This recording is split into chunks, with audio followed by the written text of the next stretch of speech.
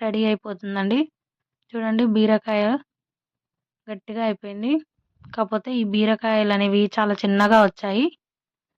మనము చేయితో కట్ చేసుకుందాం అనుకున్నాను కానీ అస్సలు రావట్లేదు. కత్తెరతో కట్ చేయవలసొచ్చింది. ఇక్కడ పైన చూడండి ఆడపూలు. మనం ఇది పాలినేషన్ అనేది చేసుకోవాలి. ఇక్కడ చూడండి. మనకు ఈ బీర తీగ జాతి చెట్లలో ఆడపూలు, మగపూలు అనేవి ఉంటాయి.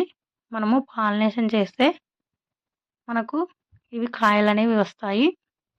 మనకు సీతాకోకచిలుకలు, హనీ బీస్ అనేవి నేచురల్‌గానే పాలినేషన్ అనేవి చేస్తాయి. ఒక దొండ చెట్టుకి, ఇంకా కొన్ని రకాల చెట్ల పాదులకి మనకి పాలినేషన్ అనేది అవసరం ఉండదు.